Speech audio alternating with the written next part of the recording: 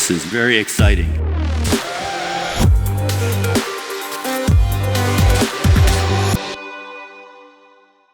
Hi, I'm Dale Peterson, and welcome to the Unsolicited Response Show. My guest for this episode is Justin Prince. He is a senior technical advisor for the company Rapid7. Welcome to the show, Justin. How are Thank you you, doing? Dale. I'm doing very well. Pleasure to be here. Oh, that's great.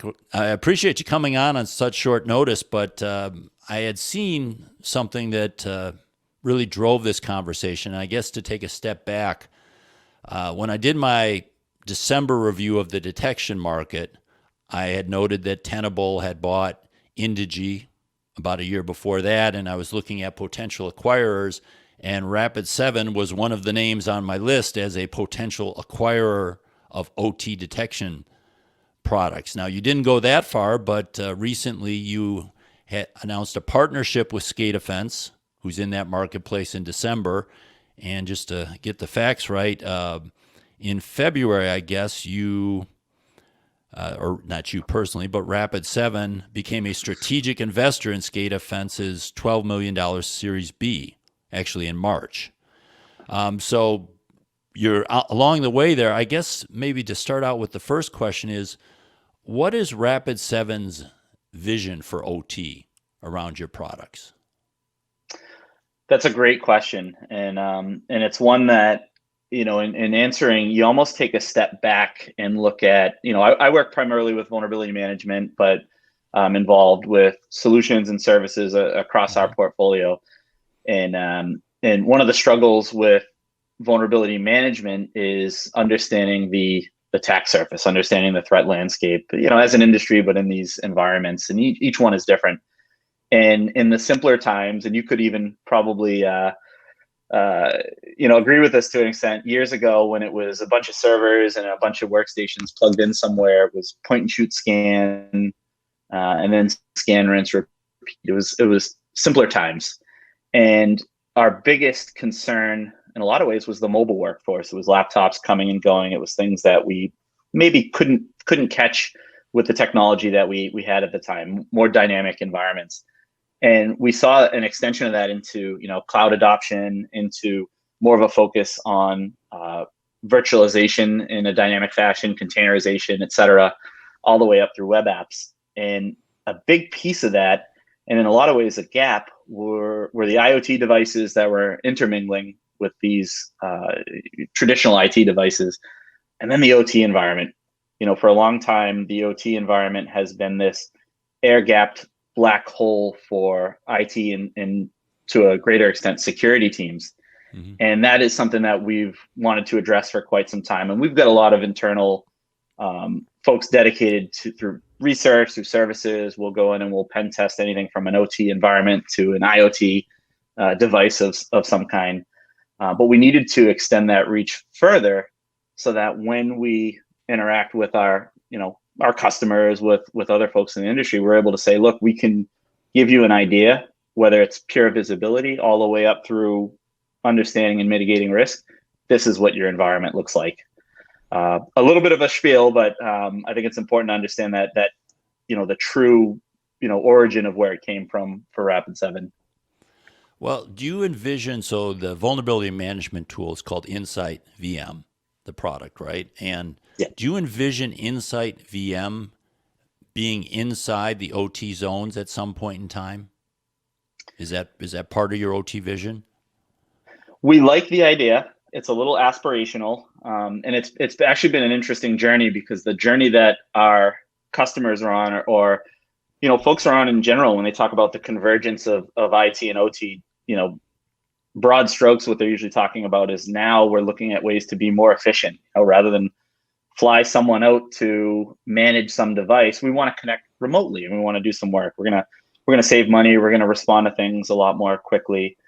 It makes perfect sense. And as I mentioned a moment ago, there's this intermingling of devices to some degree. The IT area and the OT area, yeah, they can be completely cut off from each other, but there's going to be things that might be floating around. Think operator workstations and laptops in the OT environment, or the OT or IoT stuff that sits in the IT environment.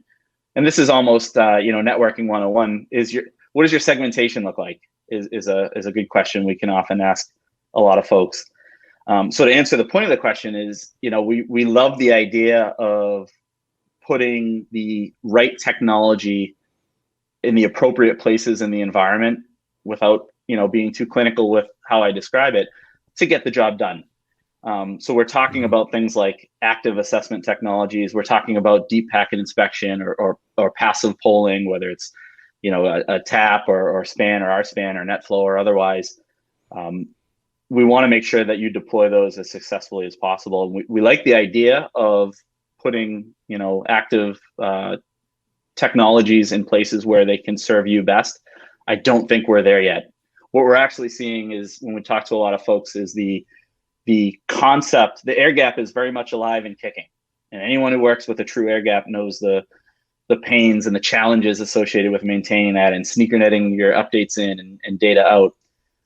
But as folks start to digitize, as they start to connect to those OT environments, we're seeing the air gap crumble.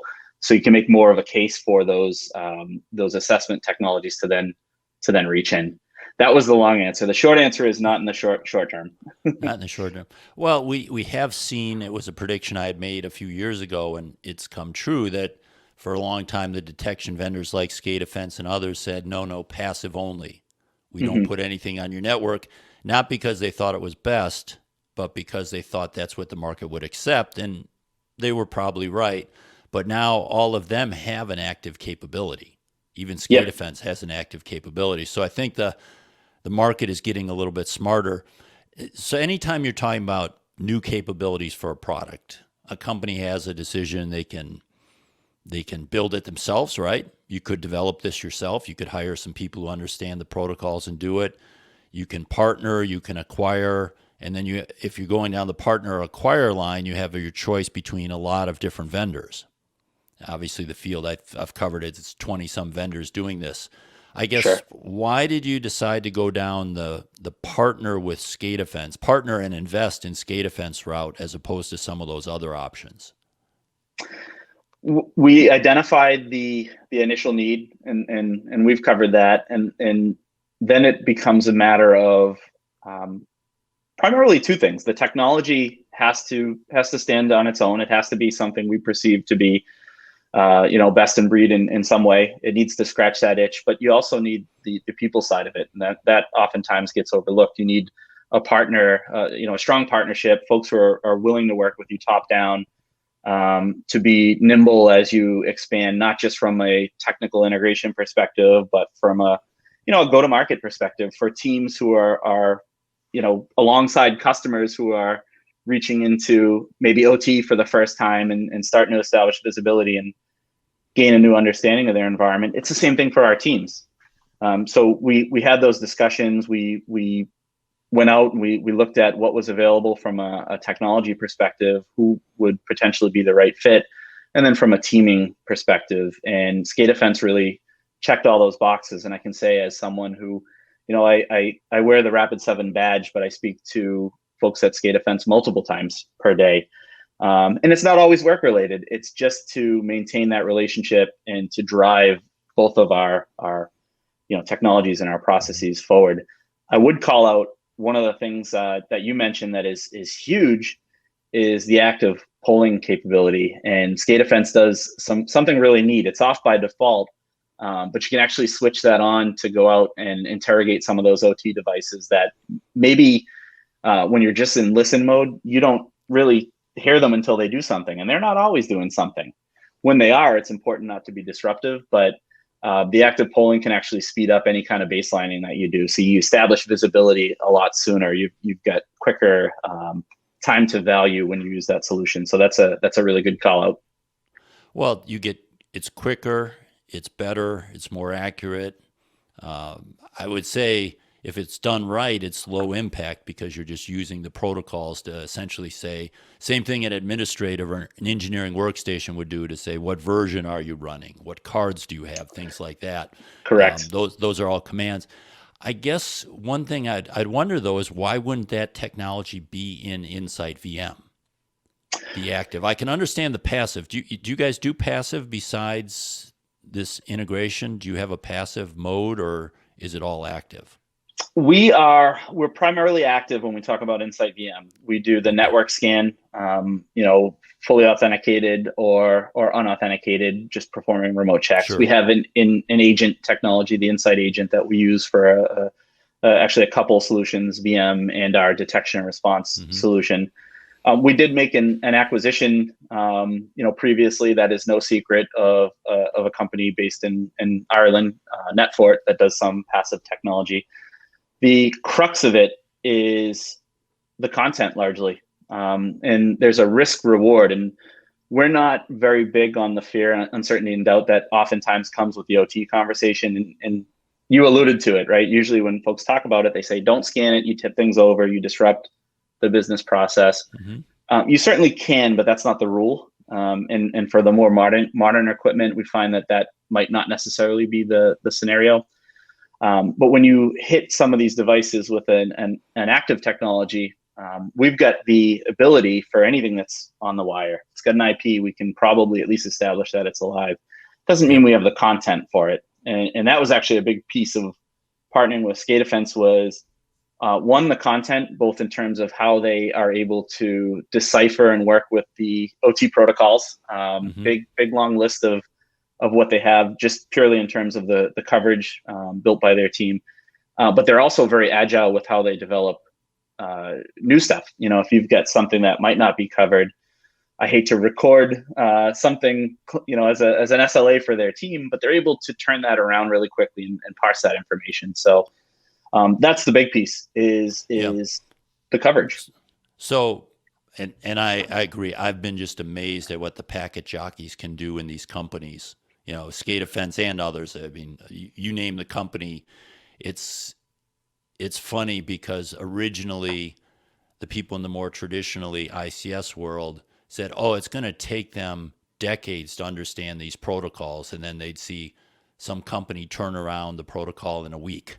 And like, wait a minute, how did that happen? Now, they don't tend to get 100% of the protocol, but it's that 80-20 principle. They can actually get with 20% of the understanding, they can get 80% of what you want. So it's really quick.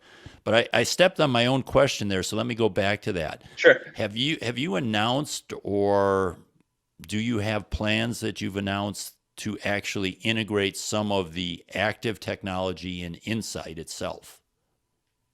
Yeah, and our approach has been, through partnership, best in breed technologies that stand on their own, but that integrate. And that's the value on top of both is you've got the active technologies deployed to the generalizing here, the IT side of the house. And then you get the passive stuff with polling capabilities on the OT side. And then you share that data because we're talking about maybe teams that haven't worked together, teams that don't understand that context. We've got a lot of security teams using our vulnerability management solution that, again, they're pointing and shooting oftentimes at an IP address or some other piece of metadata, and they're not necessarily understanding. You're getting a lot of embedded systems. You're getting a lot of questionable results back. So now we're able to take that over, into VM and say, well, this is actually a PLC of this make, model, vendor, firmware version. This is another piece of OT equipment. Usually for those teams, it then means look, don't touch. Doesn't mean go and fire a scan at it, but you might be able to actually cherry pick out some of those traditional IT systems, those Windows boxes that might be floating around in IT, and then go a layer deeper and hit those with what we would call the classic vulnerability scan. Okay, let's talk a little bit about the integration. So, and I haven't seen the demonstration, but I looked at the screenshots. I read what was available on the web. So it appears that you essentially are getting push data from SCADAfence to put in your own displays, your own screens, your own views about asset management and status. I guess, are you getting just asset data, or are you also getting event data? So, for example, if they see all these tools can detect something like downloading new logic, a new recipe, a new program to a PLC. Is that type of information going to your Insight VM, or is it really just asset management vulnerability config information? I'm glad you called that out, and all credit to the SCADAfence team, because the very first thing we did, as a joint effort was, let's figure out how to get asset context over in the VM. And it was, in the form of asset tags or stuffing some of the metadata discovered by SCADAfence into Insight VM. And one of the gentlemen we're working directly with on the SCADAfence side just flat out said, "Hey, this is great, but it's administrative. We need to go a lot further. It needs to do a lot more." And you really can't you can start the conversation with visibility, but you really can't talk about OT without those events, without those alerts, because oftentimes we're now talking about environments that, hey, if it was previously air gapped or locked down in such a way, now you've got IT devices interacting with them. You need to know what's communicating to what, how it's communicating, what it's doing, what is normal, healthy behavior for that environment, and then what's anomalous. So that's a big piece of it too. And we are able to, in its current format, we take that information in as well. So for every OT asset, you get that stack of metadata that identifies it, but you also get a list of recent events. This is a little forward-looking, but we're already in early access with our detection and response solution. That seems like a more natural home for those, and we certainly agree. Yeah, that made sense to me, because I was Yeah. thinking, I was thinking, your vulnerability management probably doesn't get that data from IT assets, right? That would go to a different solution, because it's not, strictly speaking, it's not vulnerability management. Correct. So it goes there today, but that might not be the right place for it in the long run. I've looked at something like a Splunk or a QRadar. So they, in a sense, are getting sent the same data that you're being sent from a variety of vendors. So your Nozomis, your Dragos, your Clarities, your SCADAfence, your Rataflow. I mean, just about everyone has sent data there, because the asset owner customers say, "Hey, we want to look at everything in our SOC. We want to look at this panel," which I can see the same argument for vulnerability management. So that leads me to the question, why limit yourself to SCADAfence? I mean, they are a credible technical solution. I wouldn't knock their technology at all, but in terms of market share, they're far below what a Nozomi or a Dragos are, and the gap seems to be widening. Why wouldn't Insight just support any data feed from one of these vendors? Yeah, the answer that, the honest answer, and it won't get me in trouble, is that it does support that. From a VM perspective, our API is used by a whole host of companies, some of which we have no knowledge of. They've built the integrations on their own, some of which can be done with custom services, of course.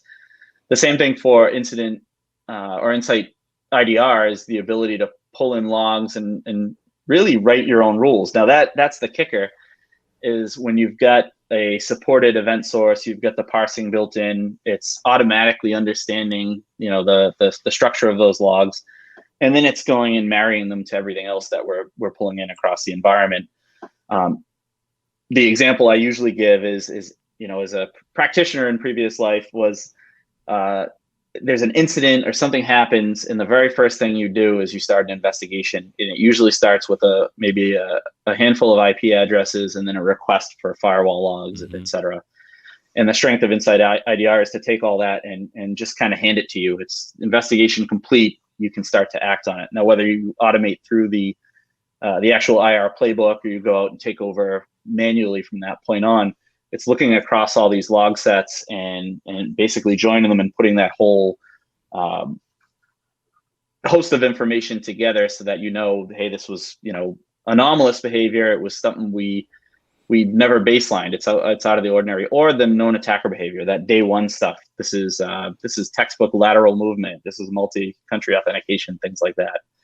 I'll step back really quick, because I left off probably the best piece of the Insight VM integration, and shame on me, was that it's bidirectional. It's not just pulling in and strengthening the database of information on the Insight VM side. It's also pushing data back out, or rather SCADAfence is pulling data back out and delivering custom alerting based off of some of that connectivity. In other words, SCADAfence is then able to say, look, we've got this known vulnerable asset. It appears to be susceptible to XYZ, and it's connecting to any number of OT devices, ICS, your SCADA layer, things like that. So it's actually able to strengthen, knowing the risk of the IT hosts, the alerting that's native to SCADAfence. Well, I was going to ask you about that next, so that's good. You led right into it. I just one other comment on the one-way push. We have seen that for Splunk is the best example because they're the most advanced. Originally, they had something where people would just push things and they would just be available. You could look at them in a window. Mm-hmm. Mm-hmm. And that is of some value, but not really where you want to be. Then in version 2 of their OT add-on, they created something saying, give us the data in this format, and then we can put it in our context and you can actually use it better, which it seemed like you were doing that with SCADAfence. And I guess you would have to convince, if you made that interface public, you'd have to convince all these other vendors ICS vendors to play along with your interface. Mm-hmm. Splunk can do that. Rapid7 probably less so, but we'll see where that goes. So I appreciate that there's that contextual benefit in a closer one-way integration. But the two-way integration is very interesting, and I even had noted here that your announcement said links are also provided to the SCADAfence platform, which to me implied that two-way communication. Sure. So are you actually able from Rapid7's Insight VM to go and say, give me more of this information, or stop sending this information, or raise the criticality of this? Or what kind of two-way communication is available in version 1? Yeah, version 1 is, candidly, there's not command and control. There's not that mythical single pane of glass we're all looking for. We have built things like an OT and IoT dashboard to surface some of that information. But a lot of it is it's adding the context and you're able to look at it. You are able to use some of the native tool set to act on it. You can do things like auto adjust criticality of devices based on any number of criteria. You can also do auto scans, or you can build your blacklists of. Stop there for a second. Sure. Change the criticality. So you could change the criticality in the Insight VM or in the SCADAfence.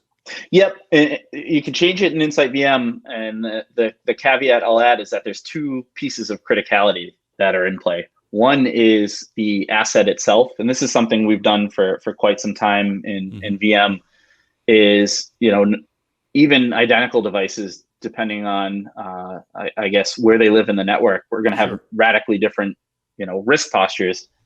And the same would be true of OT devices. So you could do something as blanket as all OT devices are high criticality, or based off of maybe subnetting or some other device criteria, let's go ahead and mark this as a higher risk or lower risk. There's also some tagging that comes over from SCADAfence that's relative to the alerts themselves, the criticality of the alerts.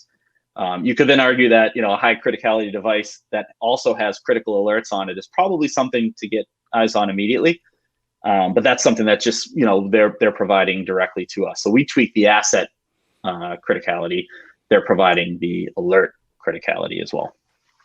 Well, so. I think you mentioned your IDR project, your incident detection and response product.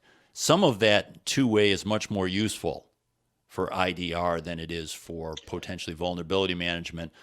Vulnerability management, I could see, for example, you could have, let's say, all your PLCs. Let's say all your PLCs, your level 1 devices, and I've done a whole paper and patching decision tree on this called ICS patch. Yeah. But basically, those devices are insecure by design. So if they have vulnerabilities, who really cares if I can do an unauthenticated firmware upload? Who cares if there's a directory traversal vulnerability? So from a vulnerability management side, it might be a low criticality device. But from an IDR standpoint, it could be high criticality, because if someone is doing things to that device, that could have a huge impact on my process. So it's really kind of an interesting discussion with your product line. I guess there's not really a question there, but if you want to comment, I'll give you a chance. It almost seems like we rehearsed this bit, and I swear we didn't, but it's a really good point. I couldn't agree more. And it drags us almost back to the first line of discussion, which was the struggles of traditional vulnerability management and then extending it into the OT space, which is remediation doesn't mean patching. It can sometimes, and patching can be a simple process, but often it's not. There's a whole, pile of issues, even just with patching up to spec. But when we get into OT, now we're talking about other mitigations. We're talking about compensating controls. What was interesting and made SCADAfence very appealing to us as well was extensibility, the existing integrations and also their integration potential. Because now we're talking about, look, if we want to automate a response to some of that behavior we don't like for any given reason, let's adjust some ACLs. Let's invoke some NAC rules. Let's update a firewall to make sure that certain type of traffic, and we're not, it's not black or white binary decision making. Sometimes it's bits and pieces of a protocol, right? We could have this thing operate with read-only access. It doesn't need programmatic access to these devices.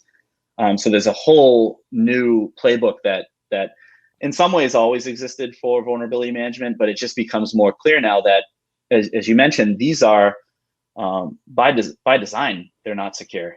This is the way that they operate. So you're not going out and eliminating risk, you're mitigating it in any way possible. So part of it's identifying it, part of it is operationalizing it. A lot of the customers we talk to are in that visibility stage. They don't fully understand the lay of the land or the segmentation in place.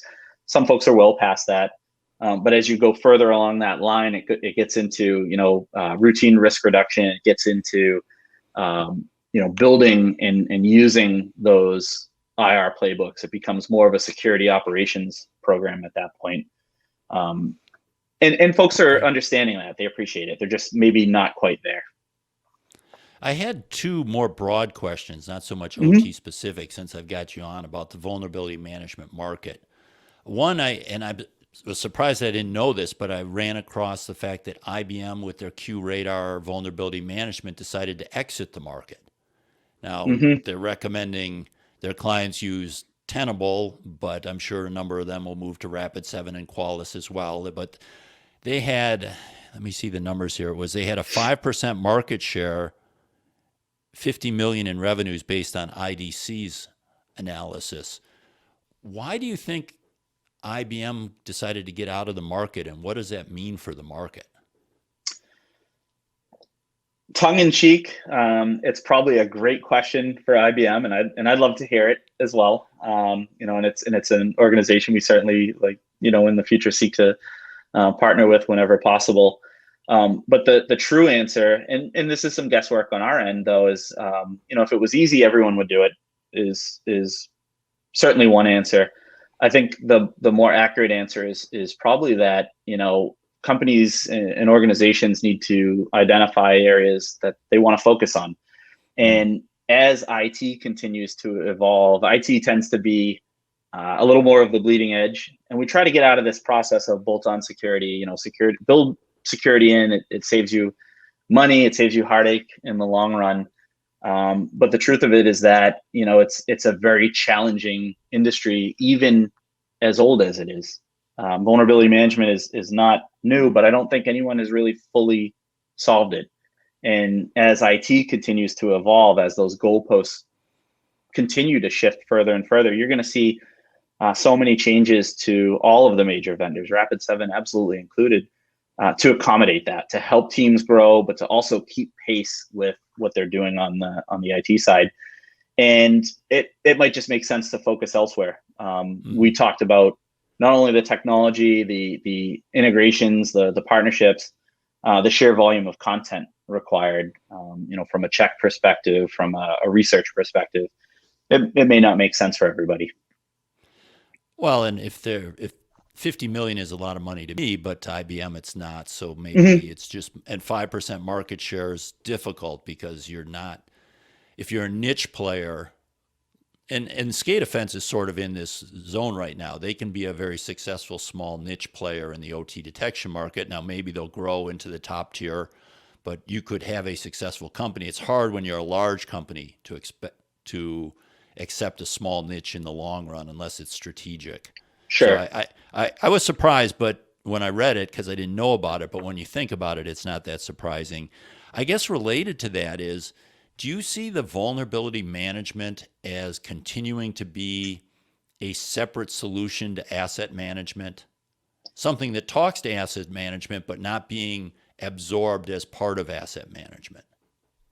That's a great question. And I do see it, at least in the short to midterm, remaining separate, because we don't want to conflate the fact that these are different functions. One is a security function, and we can say security is everyone's responsibility. We mean it, but at the end of the day, we've got a security function, and then we've got what amounts to an IT and operations function. And in a perfect world, and there are technologies that exist that make this happen, those two are married. They talk to each other. They're not one and the same, but they are in lockstep. And this is, folks who are using asset management off the shelf or homegrown solutions or CMDBs. You're putting some information somewhere. We want to maybe use that either as the system of record for something like vulnerability management, or we want to feed into that and enhance it and make it better. I think putting everything into one bucket gets a little dicey for a lot of folks. And I'll often say, we work with a lot of customers who don't have asset management in place, and we'll usually prepare them. We'll have that pep talk, hey, before you hit that scan button, you have to understand that you're going to get a lot back. And I think you actually made this point a little earlier, and I'll expand on, and keep me honest if this is what you meant, but IT and security, we've never had an issue gathering data. We've had an issue making sense of it. So we want to make sure that you're using the appropriate tool sets for the appropriate teams, and communicating across those teams where it makes sense. But I don't think we've seen scenarios where vulnerability management supplants it. And in some ways, it's the check and balance. Okay. Understanding your assets and what you need to assess for risk. I do think the idea that the person sitting and interfacing with the vulnerability management primarily, now you might allow other people to access it, but the people that are actually, it's in their job responsibilities, are probably different people than are managing the assets. So in theory, that would be a rationale. I think I'm with you in the short and medium term. I just don't know about the long term. But let's look at one last area, and this is something that I've never quite understood. And this is across all the people in this market, as far as I know. Your products do a great job of saying these are the patches that are missing. They're doing a better and better job on saying these are the ones that really matter in terms of criticality and risk and such. Sure. But then someone's got to apply them. And I keep wondering why these tools don't actually apply patches as well. But does Insight VM then talk to other systems that apply the patches, or do I have to manually bring that data over? How does this work practically in terms of, okay, I know this is what I want to patch, now someone go do it. How does that exchange happen? Almost an extension of the previous question. When we talk about asset management, we talk about patch management, and it's important to keep those as separate entities, because usually it's different teams pushing the buttons, consuming the results. It's that system of checks and balances, because not all remediations are patched, not all patches are for remediation. Updating the latest greatest doesn't necessarily involve security updates. And for most folks who have their hands in either IT and operations and or InfoSec, if there's a battleground between those teams, and there often is, when we talk to folks, the trench is that handshake between vulnerability management and patch management. So you look at it in two ways. One, yes, we built using our Insight Connect, our SOAR technology, a couple of in-product integrations in Insight VM. So just using an Insight VM deployment, things like BigFix or SCCM. Does it work for everybody? Absolutely not. the two things that will always get an IT audience riled up, one is agents and two is patch management. And if you ever say automated patching to IT, heads will roll. So there is integration potential, and it makes sense for some folks. It doesn't make sense for others. Having InfoSec launch the patches is probably a terrible idea, and you can almost strip probably out of that statement. Again, I hate to keep saying checks and balances, but you've got a business whose job is to reduce risk, and then a business whose job is to sustain the other parts of the business. And you need to come together to reduce that risk. And it's not all about eliminating 100% of it. We can unplug everything and we probably reduce all of our risk, but cease to keep the lights on. That's one part of it. The other part is, as much as you can automate, as much as you can operationalize the vulnerability management process as a continuous cycle, an ever-living process, and make it easy. And I say this as a practitioner, and it's a conversation in 2021 we still have to this day. Your typical patch management process is, hey team, here's a laundry list of problems. I want you to cut it in half by next week. There's no actionability. There's no goal. Even more important, there's no celebration of success. When's the last time you've seen or for anyone who's seen a patch management meeting or a results readout, talk about the good stuff? Usually it's what's remaining to do. And the bad news there is it never stops. You're going to get patches for the rest of forever. So I'm throwing out quite a few things, but one is, integrate where possible. But the other side is, boil things down to if it's a list, make it actionable. If it's a goal for the business, and something we looked at Rapid7 all the way from the traditional endpoints through OT is, how can you bundle all of that information together and understand the risk of the business process itself? You're not going to sit in front of executives and say, XYZ server is $1 million risk, and have them say, that makes sense, but I feel okay about that. Whereas if you can ascribe that risk to an overall process and then make a case for raising or lowering it, at the end of the day, where the rubber meets the road, someone has to go out and fix that. As easy as we can make it for them, the better we all are. Well, you're dead on, and this would be true of any mission-critical IT as well, that the OT team is not going to want the vulnerability team to apply the patches, or if they are going to apply the patches, there's going to be some approval process whereby the list gets sent and they say, okay, you can apply these during this window. Just because of the danger of reboot, we're not all the way to hot patching yet. Certain things, certain times, certain things can only be done during outages by regulation in certain industries. So that makes sense. I just think the whole idea of getting a long list in a spreadsheet or a report is really painful, especially in the OT world where we have thousands of patches that haven't been applied. Sure. So it's good to hear you guys are thinking about that. And I appreciate you coming on to talk a little bit about this. I think the exciting thing is the market leaders in this space are saying we need to support OT. And I think we're still in the early innings of this as these recent partnerships come and recent acquisitions come. But I think it's definitely a good thing to the industry, and we'll be watching what you guys do. Absolutely. I think the appetite is there from the teams, the boots on the ground, and we just want to support that journey. I'd love to get your questions. You can send me a question. Just go to dale-peterson.com and click on the button Record Your Question. Or you can email your question to s4@digitalbond.com, and we will answer some of those questions at the end of the shows. So here's a question from Michael. Hi Dale, Michael from Melbourne, Australia here. My question relates to your recent blog post regarding OT cybersecurity staffing challenges. I have a background in traditional ICS or OT engineering and operations and currently manage an OT environment in a critical infrastructure setting. I've been learning as much as I can about IT and security via short courses from vendors or universities, and also through project work in conjunction with my corporate IT department. However, I recognise we are never finished in the industry, technology and threats are always evolving. I need to ensure my knowledge and skills are thorough and I can build on them. So what is the pathway for someone like me with an interest in cybersecurity to gain all the appropriate skills to be validated and recognized as an effective OT cybersecurity engineer or manager?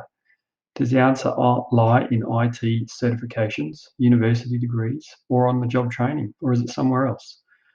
I know this will help many in a similar position to me. Thank you for your work and opportunity to ask my question.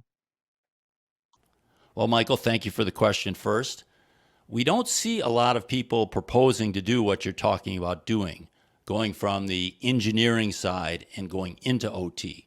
We could use a lot more people like you out there. But I think you really want to make sure that's what you want to do, because as I noted in that article you are writing your question on, OT security is a profession.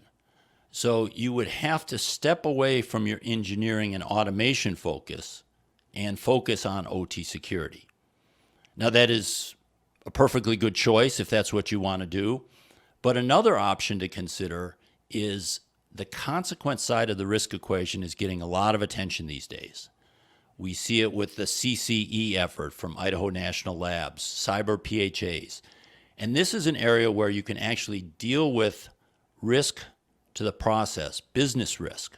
So, for example, long-term outages or things exploding, safety, environmental, financial risk. And you need engineering and automation skills to do that work. And that's just coming online. So yes, you could move to be an OT security professional. But what you might want to consider is, do you want to get smarter on risk reduction on the consequence side of the risk equation? Think of it as how could a cyber attack cause a catastrophic event to happen?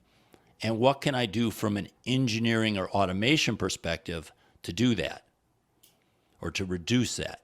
Now, the other thing to think about here too is we're going to need conduits, interpreters, people that can take that information that you learn about the process and what really is risk to the process and talk to the OT security professionals and, quite frankly, to talk to the CISOs so they understand it.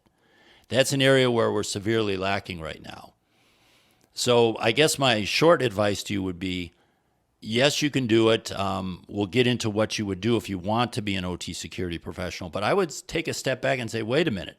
Here's a new opportunity, a brand new green field where you could be one of the early people in and one of the leaders. Now, in addition to Michael's questions, I got a lot of other questions related to this saying, I'm in my career in IT or I'm in my career in operations. How do I get into OT? What are the things that employers are looking at? Because some of these people that were contacting me had been trying for years without success. So I thought what I'd do is I'd bring someone in who is involved in recruiting people in OT security for jobs. That's Mark Hyman. He's with the Verge Management Group. Mark, welcome to the show. Hey, Dale. Hey, I appreciate you coming on short notice and helping me with this question because I don't go out and hire that many people or interview that often. So you're going to be a big help here.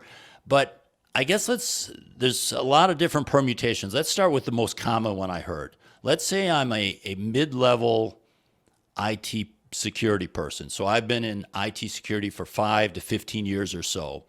And I think this OT security is my future.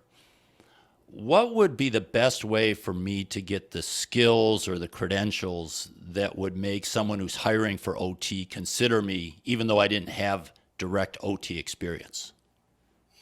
Yeah, first of all, that's a great question, and it can involve a longer answer. But the short answer is, you're going to have to upskill in a few different areas, obviously, right? So if you're mid-level, probably maybe you have a family, you have a reliable income, right? And you're thinking, if I go get involved in, a lower level OT position, that might mean a drop in pay. But I would say this, I would say go and just jump into it, right? So when you're looking from a hiring manager's perspective, if you're looking for somebody that's coming from IT and then going into OT, specifically security, then, there's some baseline, skill sets that they want them to know, right? I mean, I would say don't let the recruiter know more than you. So if you don't know the differences between PLCs and RTUs and the different architectures within OT, spend some time to learn that. But you're bringing skill sets from the IT side that will transition well on the OT side. So it might mean just go working on the IT side at an asset owner, right? Find an energy company that has an IT department. Get in there, network, go sit, with people, the engineers that are in operations, learn what they do, and make yourself a job.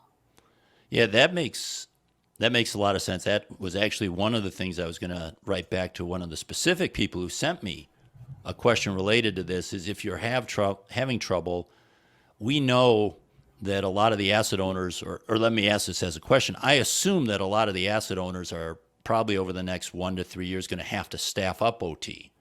So Absolutely. if I get into one of these large asset owners where the process control system, the industrial control system is how they make their money, then there's a good chance that they'll be looking for people. And maybe I wouldn't be able to recruit into it, but I might be able to transfer into it, which would seem to be a good way.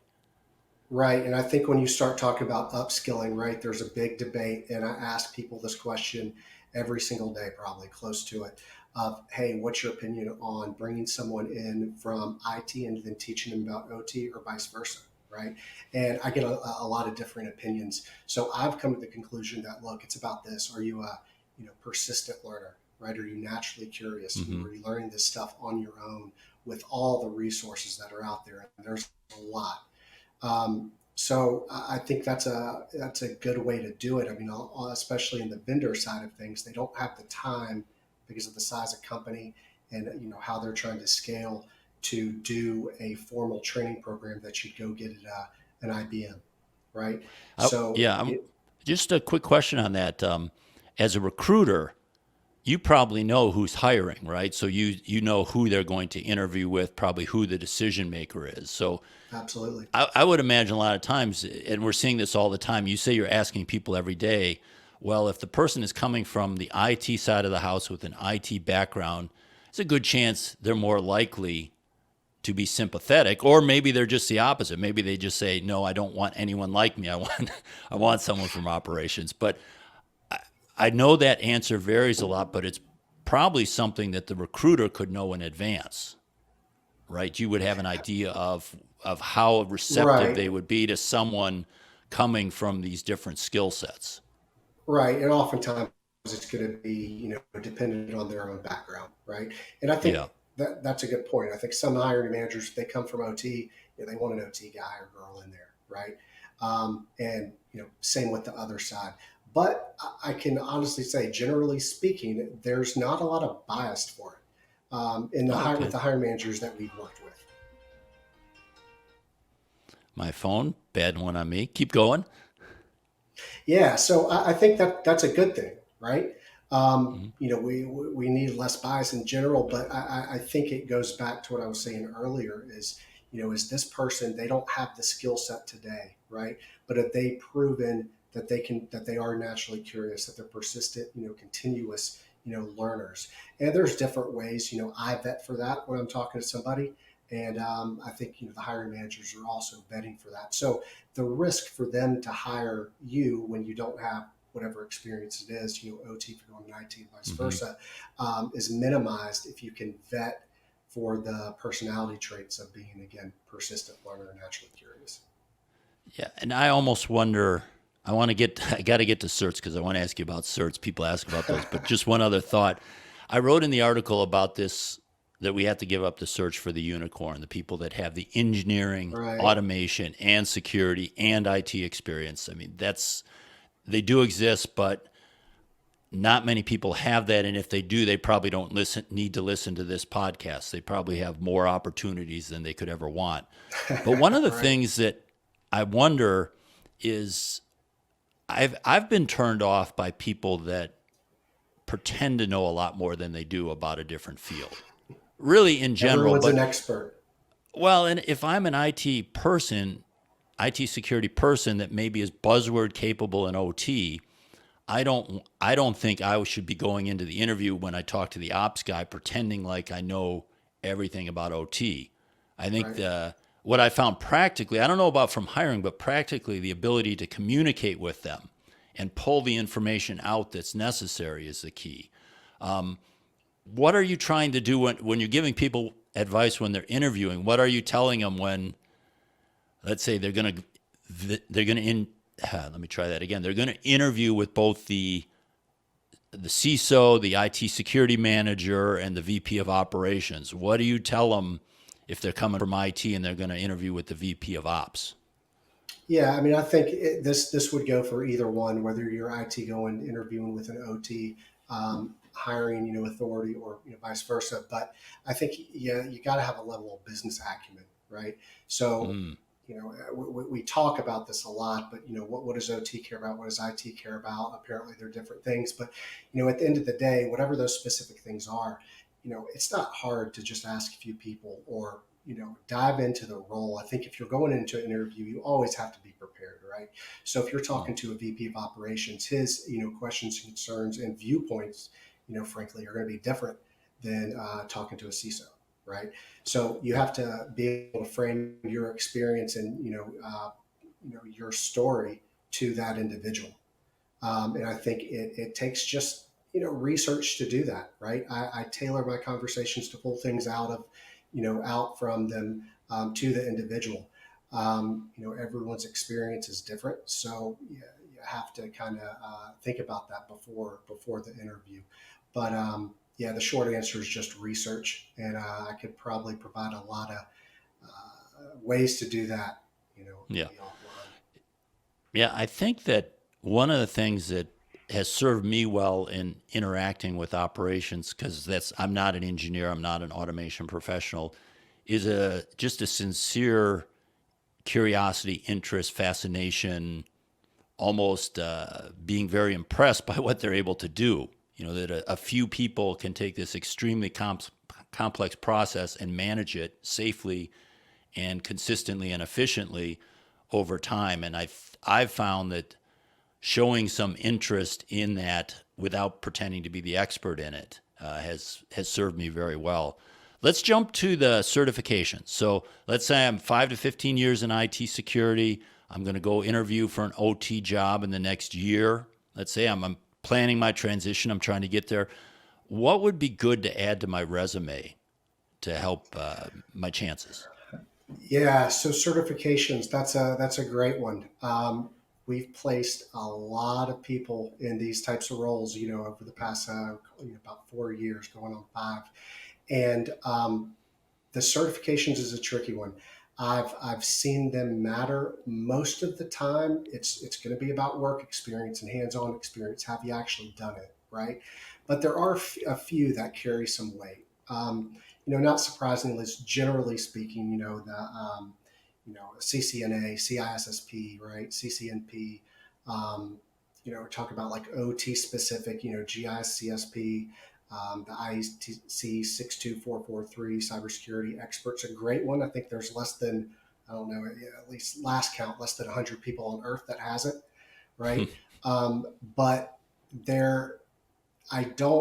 you see them on the job descriptions, and I understand that. I don't go plug those into my keywords very often, right? And they might get picked up if you're applying just online. Put them in there if you have it. It is important because the keyword finders that some of these larger companies have in their software, if it's not in there, they're not even going to see your resume, right? So, but general networking, talk about just skill sets. I think you got to have that, especially if it's going to be a technical role.